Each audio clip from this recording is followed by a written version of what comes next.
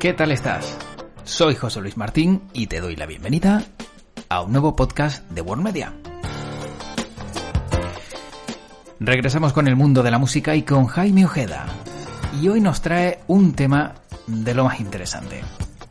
Nos va a hablar del motivo de por qué algunos artistas tienen esa explosión creativa y de repente te sacan 3, 4 y 5 discos en un tiempo récord. Todo ello en World Media Podcast, en estos minutos que tenemos a continuación, y espero que te quedes para que puedas comprobar lo que tenemos preparado para ti en el día de hoy. Y no solo eso, porque además también haremos alguna revelación sobre si existe o no algo de creatividad relacionado con el mundo de las drogas. Ya sabes que los artistas y los músicos, algunos de ellos, siempre se les ha tildado de aprovecharse un poco de las drogas para poder sacar esa expresividad y esa creatividad. Pues te lo contamos en este podcast con Jaime Ojeda. Yo soy José Luis Martín y te doy la bienvenida a un nuevo podcast. Y vamos a disfrutar de este nuevo podcast. Como es habitual, si tenemos que hablar de música, lo hacemos con Jaime Ojeda. ¿Qué tal, Jaime? ¿Cómo estás? Hola, José Luis, ¿qué tal? Muy bien, muy bien. Ya he preparado para otro podcast que espero también sea interesante y que deje un montón de datos, de información y de ganas de investigar una vez que acabe el podcast, como nosotros decimos, y de seguir buscando y escuchando la música que proponemos a través de este ratito en el que charlamos de música. Yo ya adelanto que esto va a ser interesante porque cuando le preguntan a un pintor dónde encuentra su forma de inspirarse, pues te cuentan observando las palomas, los árboles, la vida. Claro, hoy vamos a hablar de cómo las estrellas entran en su éxtasis creativo, ¿no? Que es la idea de este podcast en el día de hoy, y seguro que nos vas a sorprender como es habitual ya en este ratito de música. Bueno, pues sí, la verdad que el podcast lo traemos para hablar un poco también de cómo las estrellas, bueno, pues en un momento dado de su carrera discográfica tienen una racha creativa que es imparable y que José Luis, tenemos que comentar que quizás a día de hoy lo que vamos a comentar sería imposible. ¿Por qué? Porque hay artistas de los que vamos a hablar, como Elton John, Madonna, Aretha Franklin o Bruce Springsteen, que en una época de su carrera discográfica, por diferentes motivos, pues empezaron a editar disco tras disco, tras disco, tras disco, y cuando decimos disco tras disco, son LPs completos, no singles, no canciones.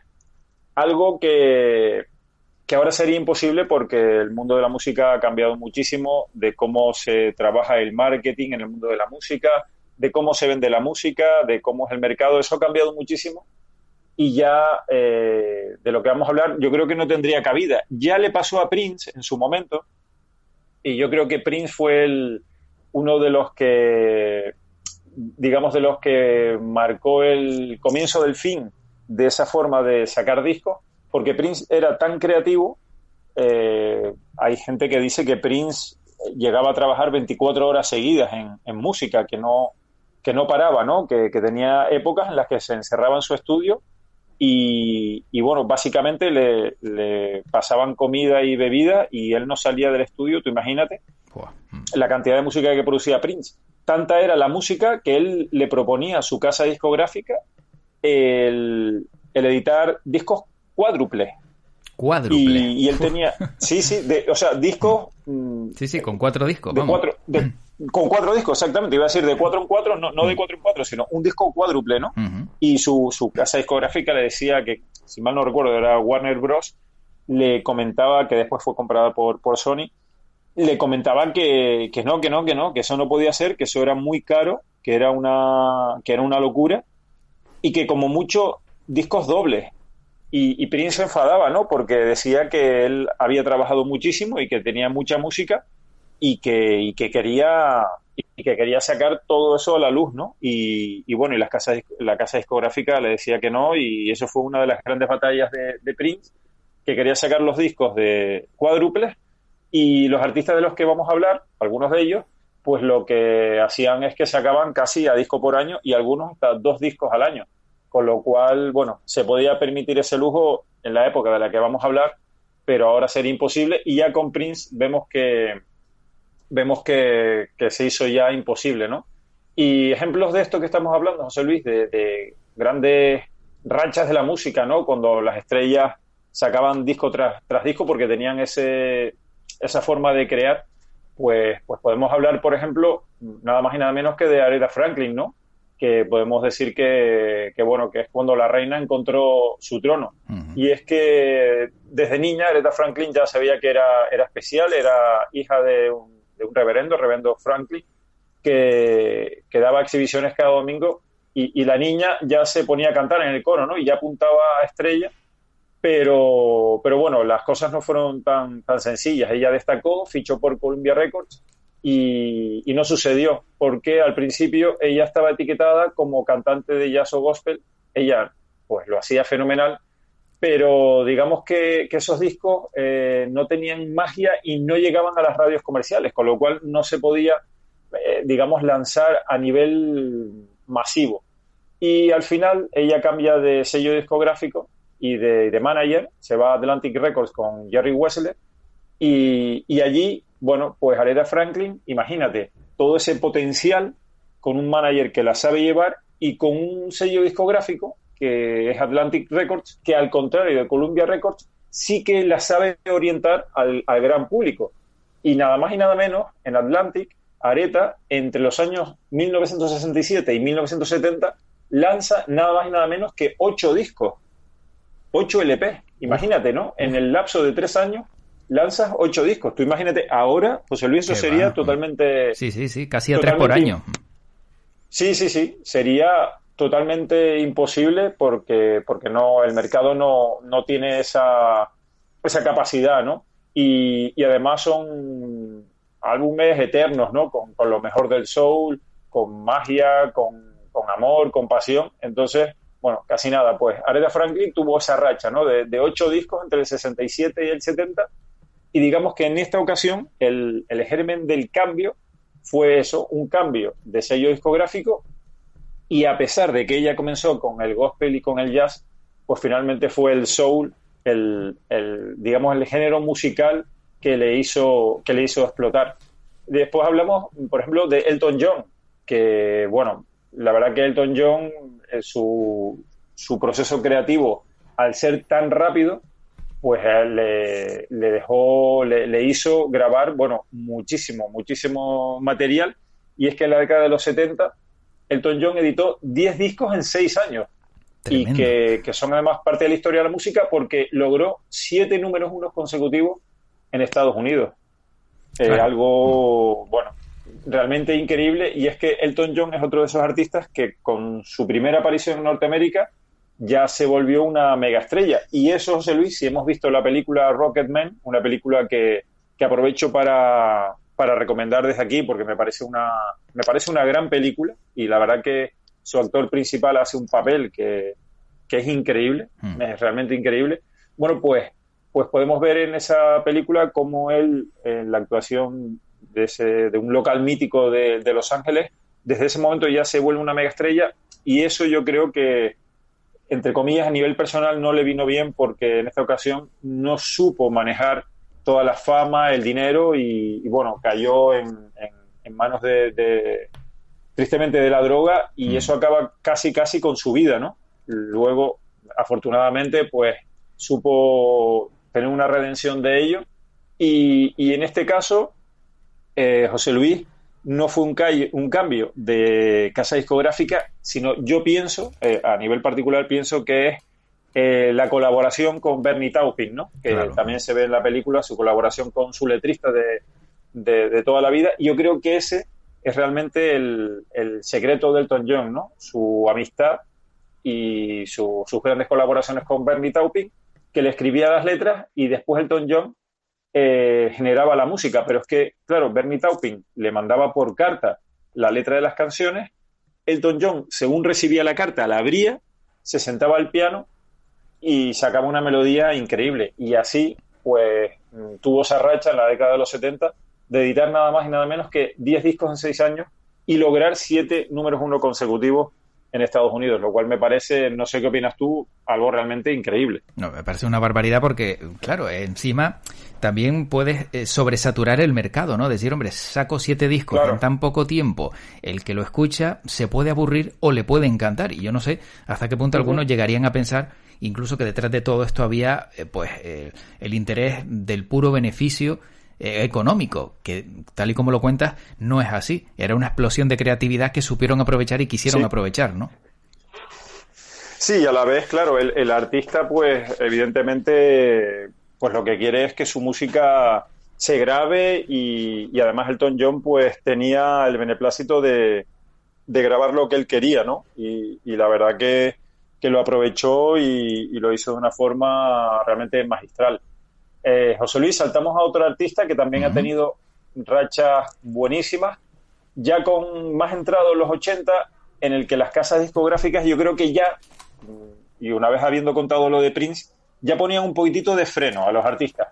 Pero bueno, digamos que un freno relativo porque Madonna, que es de quien vamos a hablar ahora, la reina del pop, tuvo un comienzo de carrera yo creo que difícil de igualar, ya que sin duda alguna Madonna fue la gran voz de los años 80 y vendió en esa década con solo 3 discos más de 60 millones de copias y dejó su huella en la música enlazando 3 discos que fueron número uno consecutivos, como fueron Like a Virgin, True Blue y Like a Prayer. Y nos dejamos su álbum de debut, que para mí, que se llama como ella, Madonna, que para mí es un gran disco. Lo que pasa es que es un disco precisamente de música disco, ¿no? De música de baile. Uh-huh. Madonna, cuando se mudó de su Detroit natal y se va a Nueva York, pues evidentemente ella, como joven, comenzó con trabajos aquí y allá, camarera y demás, y frecuentaba mucho los locales nocturnos.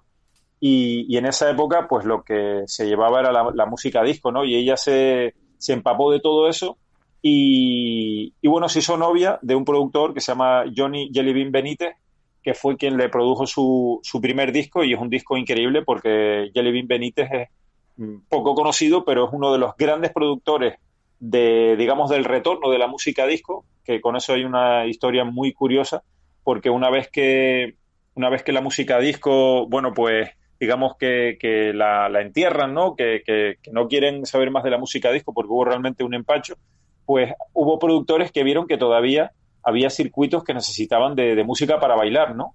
Y Jelvin Benítez se aprovechó de esto y sacó muy buenos discos, produjo muchísima música y Madonna, al ser su novia, pues también se benefició de esto porque él le produjo un álbum, pero he aquí que destapó el tarro de las esencias de un artista que cambiaría, yo creo, el negocio de la música y hay que darle a Madonna todo el crédito porque yo creo que ella ignoró las reglas del juego y fijó sus propias reglas, ¿no? Y tenía muchísimo carisma, también, bueno, pues todos sabemos, ¿no? Su actitud, su manera desafiante, las polémicas, pero deja discos y esos 3 números 1 seguidos con Like a Virgin, True Blue y Like a Prayer, que como te digo, solo con estos 3 discos vendió nada más y nada menos que más de 60 millones de copias.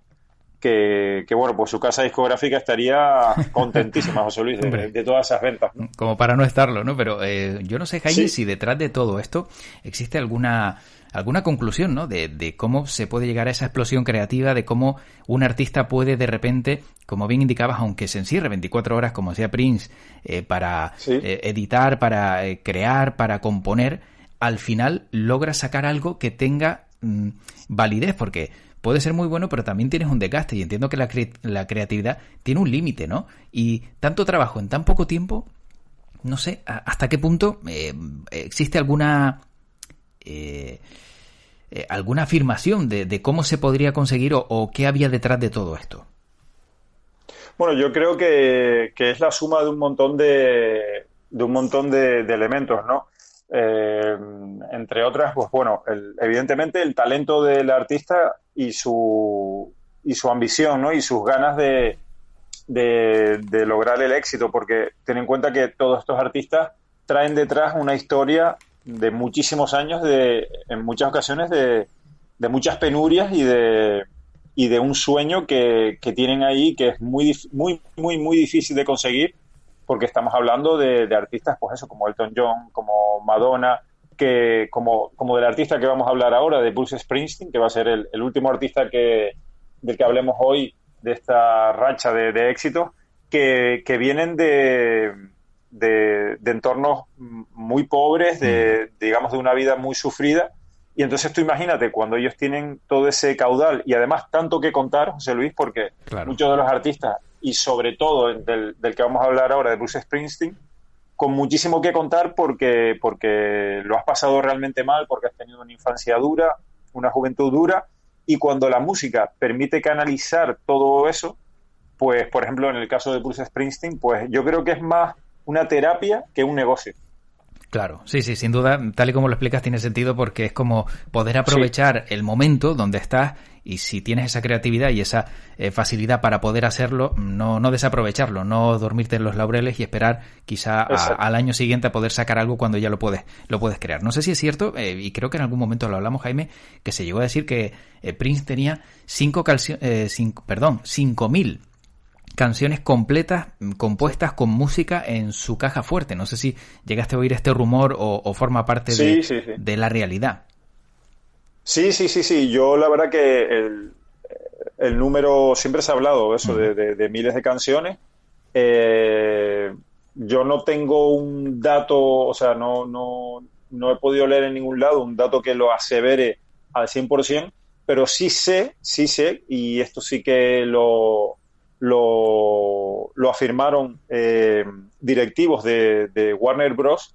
Cuando fichan a Prince con 18 años, él al año siguiente con 19 presenta un catálogo de 1.000 canciones.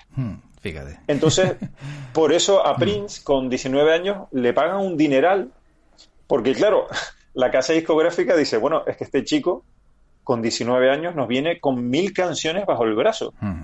Entre tantas canciones, de aquí podemos sacar mínimo 6, 7, 8 discos buenísimos, porque claro, las primeras demos que él llevó a Warner Bros. Los dejaron asombradísimos y dijeron, bueno, si estos son demos, cuando nos pongamos a trabajar con él, claro, con productores y demás, que después él no trabajó con nadie porque fue su propio productor, ¿no? y músicos, bueno, músicos porque tenía que tocar en directo y tenía que formar bandas para tocar en directo, porque en realidad él tocaba, en los discos tocaba él casi siempre, en todos sus discos, él es el que tocaba todo, era multi-instrumentista y claro, pues con 1.000 canciones con 19 años, así que yo supongo que es cierto que él debe tener, bueno, miles de canciones compuestas y preparadas para grabar. Si es que no las grabó, yo creo que por tiempo, no le dio tiempo a esas 5.000 canciones, pero evidentemente compuestas están y yo creo que además, si no 5.000, muchas miles, porque al trabajar a ese ritmo, de hecho, tristemente lo hemos comentado, Prince fallece porque bueno, no controló la cantidad de medicamento que tomaba para mantenerse activo y para digamos, contrarrestar los dolores que tenía también en una cadera. No sé si recuerdas que en las últimas etapas de Prince se le veía con un pequeño bastoncito que aparte de formar parte de su atrezo, también le ayudaban en los momentos en los que la cadera le dolía, ¿no? Porque, bueno, algún accidente de moto, no muy grande, pero después, claro, evidentemente, todo ese trabajo de estar sentado tanto tiempo, bueno, pues le pasó factura a su salud y falleció por ese motivo Prince, ¿no? Por ese no controlar las cantidades de ese tranquilizante que tomaba. Y hablando de tranquilizantes, pues bueno, pues una, digamos, faceta de la vida del artista del que vamos a hablar y con el que vamos a retomar el final del podcast es de Bruce Springsteen, ¿no? Que digamos que todos lo conocemos en su etapa más brillante de rockero. Yo la verdad que tuve la oportunidad de verlo precisamente en Gran Canaria, José Luis, cuando vino a Gran Canaria hace ya unos añitos a actuar. Y bueno, la verdad que, entre comillas, he tenido suerte de ver a muchos artistas en directo. He podido ver pues al propio Prince en Madrid, en el Vicente Calderón. He podido ver pues no sé, a Edwin and Fire, a Barry White, a Sade, a muchísimos artistas, ¿no? La verdad que he tenido muchísima suerte. Pero debo decirte que la energía del concierto de Bruce Springsteen, yo creo que se lo la iguala el concierto de Prince en Madrid. Sí, a mí me efectivamente. dejó, me dejó Sí. realmente asombrado. También estuve El directo, de Bruce Springsteen, también estuve en ese concierto y es lo que dices, o sea, sí. de cabo a rabo, aunque te supieras dos canciones, allí no paraba nadie de saltar y eso es muy difícil de conseguirlo durante 2 horas y media, si no me equivoco, que creo que fue lo que duró aproximadamente por ahí. Es exactamente, sí, esa fue la duración más o menos del concierto.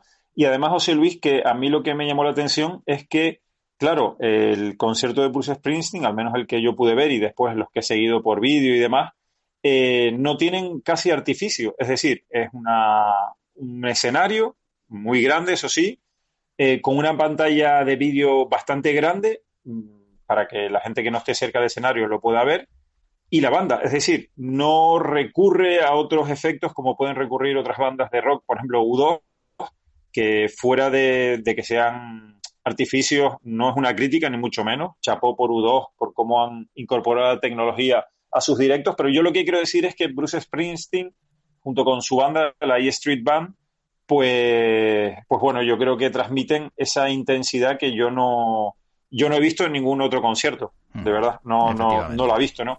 Y esto enlaza con lo que quería comentar, que Bruce Springsteen, pues bueno, siempre ha vivido una vida muy, muy agitada porque él sufre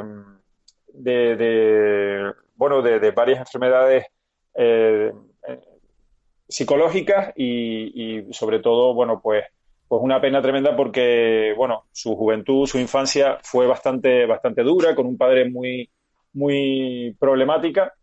Y entonces, bueno, pues Bruce Springsteen también él ha logrado lanzar una carrera con discos seguidos que fue increíble, ¿no? Y los 80, por ejemplo, fue una década muy agitada para él, pero en la que este músico de Nueva Jersey logró el Olimpo del rock, ¿no? Y mientras padecía eso, ¿no? Profundas depresiones que lo atacaban con crudeza, pero que él de esas depresiones supo sacar lo mejor y sacar, bueno, canciones inmortales, canciones increíbles, como con discos como el The River o Nebraska, o digamos su más conocido disco, su álbum de 1985, que es Born in the USA, que yo creo, José Luis, que es uno de los discos que más he escuchado en mi vida, uno de los discos que, como se suele decir, más he quemado y que a mí me parece una auténtica maravilla, aunque sé que los verdaderos fans de Bruce Springsteen pues prefieren el disco de River, que yo creo que es su obra maestra, aunque yo, a mí, si me preguntas por el favorito de Bruce Springsteen, me quedo con Born in the USA, pero estamos hablando de tres discos increíbles como son The River, Nebraska y ese disco del que vendió 30 millones de copias, Sí. que es pronto decirlo. Vender 30 millones de discos de un solo álbum, pues es algo muy, muy difícil y solo al alcance de los mejores. Y decir que estos tres discos, de River, Nebraska y Born in the USA, se editaron en apenas 4 años y que, por supuesto, transformaron la carrera de Bruce Springsteen y lo consagraron como uno de los músicos de rock más importantes de toda la historia, incluso con discos dobles como es ese de River, que tiene canciones increíbles.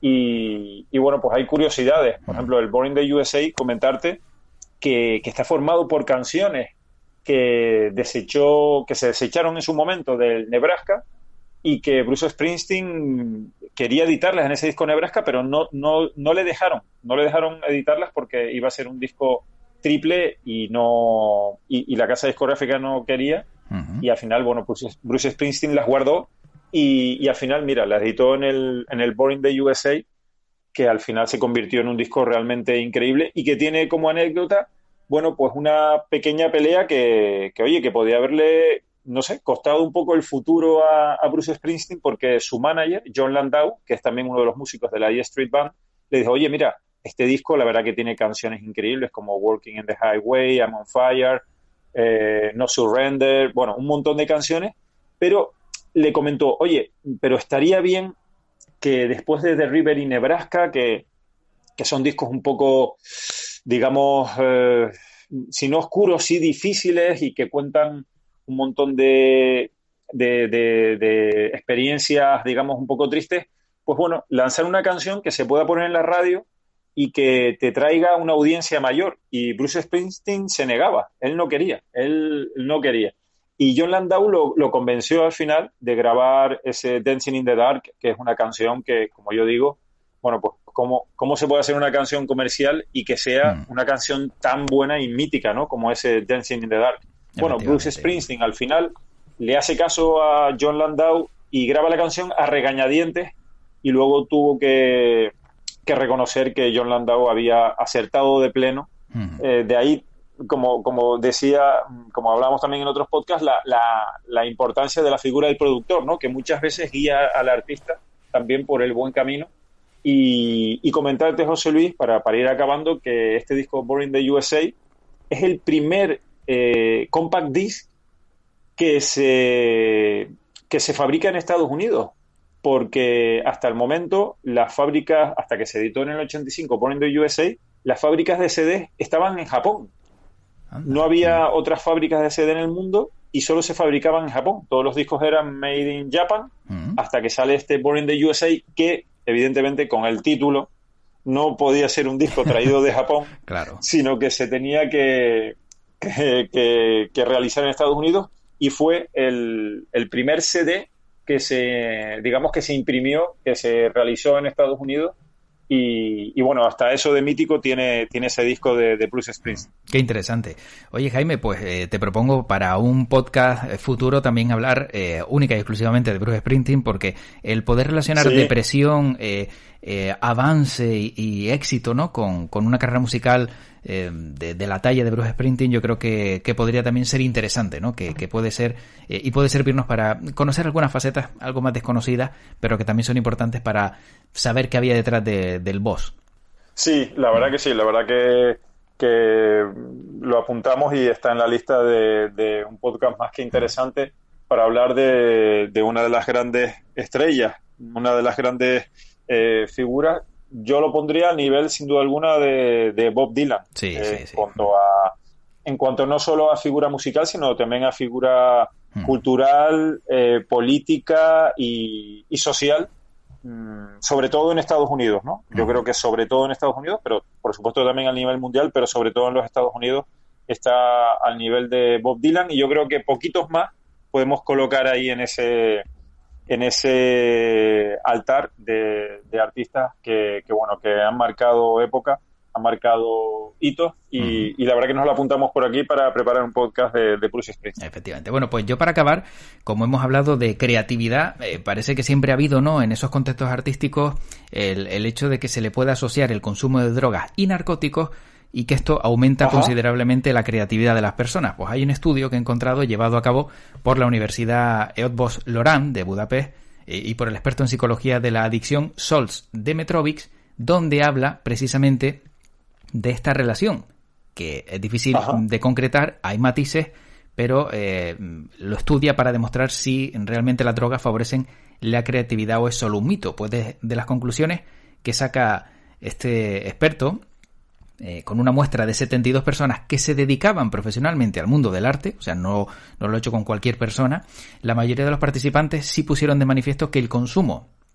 pues por ejemplo, de sustancias como el alcohol o el cannabis, les ayudaba a equilibrar los estados emocionales intensos propios del proceso creativo y les facilitaba la aparición de nuevas ideas y creatividad. Pero, para que nadie se piense que esto es tan fácil, a pesar de estos testimonios, no se pudo concretar ni establecer una relación directa de causalidad entre el consumo de drogas y el aumento de las habilidades creativas, porque la respuesta queda en el aire, y prueba de ello también ponen como ejemplo el caso de Jim Morrison, un hombre que recurrió al consumo de drogas también, según dicen algunos compositores, para encontrar esa inspiración, pero que acabó con su vida por el exceso con tan solo 27 años, al líder de The Doors. Así que no hay una relación directa, podría facilitar un poco la creatividad, pero digamos que no es el camino idóneo. Sí, evidentemente no es el camino idóneo, aunque sí es verdad que bueno, la vida de muchos artistas sí que ha estado rodeado del consumo de estupefacientes, pero evidentemente yo creo que también es por el hecho de no saber manejar la fama y lo difícil, José Luis, que tiene que ser, que por ejemplo, bueno, pues en el caso de cualquier artista, ¿no?, que sale de la nada y de repente eres mundialmente conocido y todo el mundo quiere hablar contigo, todo el mundo quiere una foto, todo el mundo quiere un autógrafo, yo supongo que eso con el paso del tiempo hace mella y ya pierdes tu privacidad, y yo creo que eso es algo bastante difícil de llevar. No te digo ya nada si tienes que llevar guardaespaldas y bueno, pues no puedes salir a comerte una hamburguesa o ir al cine como cualquier ser humano, sino que todo tiene que ser muy medido y todo muy controlado, tiene que ser muy difícil, tiene que ser realmente una vida muy complicada. Pues sí, pues Jaime, lo dejamos aquí si te parece y como siempre un placer haber disfrutado de este ratito, de esta creatividad que nos has propuesto de los artistas, esos éxitos que consiguieron con tantos álbumes seguidos y que, bueno, tiene una explicación detrás que ya hemos escuchado. Seguro que en el próximo podcast nos sigue sorprendiendo porque esto es un no parar, esto sí que es creatividad. Sí, la verdad que, bueno, pues como tú bien dices, hay muchísimo de lo que hablar. Por ejemplo, pues mira, de hoy ha salido preparar uno de la figura de Bruce Springsteen, y la verdad que si hay algo que nos encanta es hablar de música y la verdad que, bueno, pues el ser humano ha creado tanta música y hay tantas historias apasionantes que, como tú dices, esto es un no parar y bueno, pues nosotros encantados cada semana de tener esta cita con todos los oyentes, con todos los suscriptores del podcast y bueno, y encantado de formar parte de esta aventura que tantos buenos y agradables ratos nos hacen pasar en compañía de todos los amigos y de la tuya también. Efectivamente. Jaime, pues como siempre, cuídate mucho y que tu podcast te acompañe. Igualmente, José Luis, un abrazo, un saludo para todos. Hasta luego.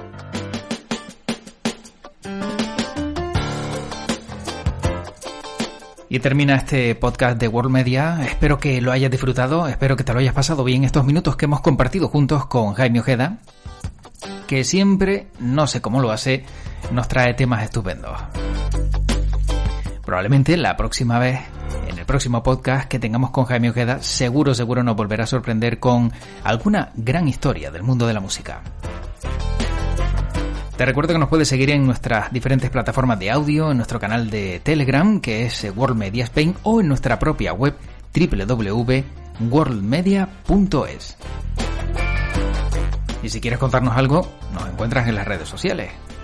Como diría un amigo, bueno, búscate la vida un poco para contactar con nosotros, pero seguro que lo logras.